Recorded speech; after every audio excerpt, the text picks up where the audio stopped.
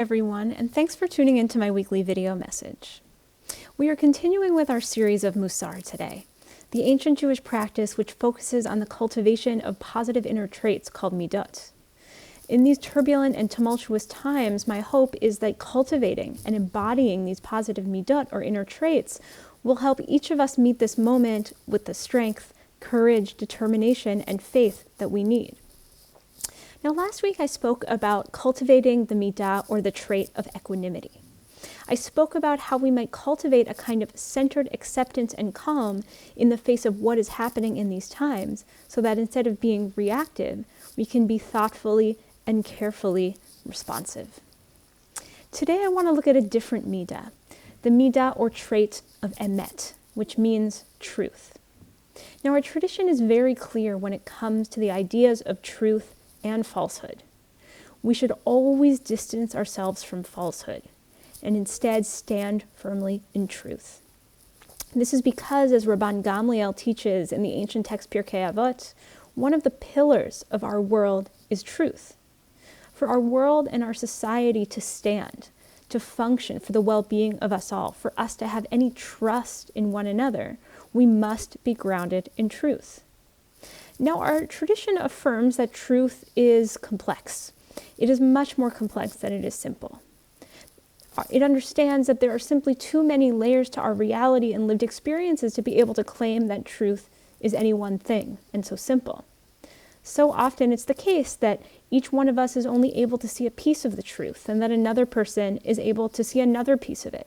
So we're not always getting the full picture as individuals. A sincere search for truth in the eyes of our tradition is one that yields a truth that is layered and complex and contains the perspectives of many. The word for truth in Hebrew really affirms this. The word for truth is emet, and it's made up of 3 letters, Aleph, Mem, and Tav. Aleph is the beginning of the Hebrew alphabet, Mem is towards the middle, and Tav is the last letter. In this way, it encompasses all of the letters of the alphabet. And it's a way for our tradition to invite us to think about truth as complex and inclusive of multiple experiences and viewpoints, rather than simple and exclusive. But there is also a limit here, and this is very important. While truth is layered and complex, our tradition also affirms the distinction between truth and falsehood. There are some things that are simply false. There are some things that are simply lies. And with regards to falsehoods, with regards to lies, our tradition is very clear. The Torah teaches, midvar sheker tirchak, keep your distance from falsehood. Our tradition understands that lying can cause terrible destruction. Whether someone is not telling the truth, is telling only part of the truth, or manipulating facts, or twisting the truth in self-serving and harmful ways for personal gain, this has terrible consequences for the whole world because it erodes truth and trust, which are really the foundations of our society. Those who peddle in falsehoods cause devastating destruction to the world around them. But spreading falsehoods can also be spiritually destructive in the eyes of our tradition. The Talmud teaches very powerfully about this and teaches that somebody who lies habitually, who is lying again and again, manipulating again and again, this person loses the ability to perceive the divine presence in the world. Lying disconnects a person from their soul.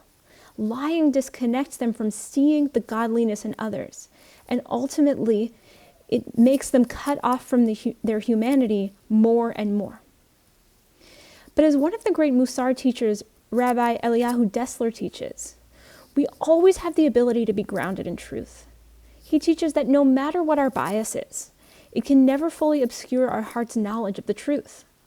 Even if we've been effectively persuaded to accept falsehood and false ways of being, our heart still always knows the truth and still knows that the true path is truer than the other one.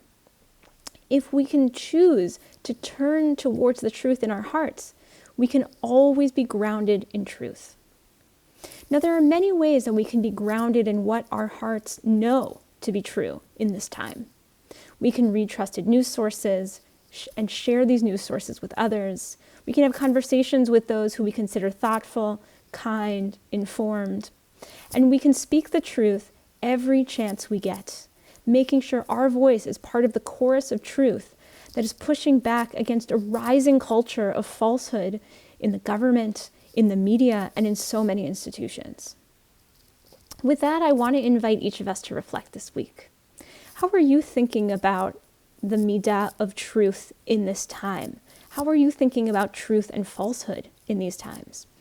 And how can each of us be grounded in the truth our heart knows deep down, so that we can be part of strengthening the pillar of truth in our society? As usual, I look forward to hearing your responses to these questions. You can reach me at rabbi@bethtorah.org. I look forward to hearing what's on your heart and your mind.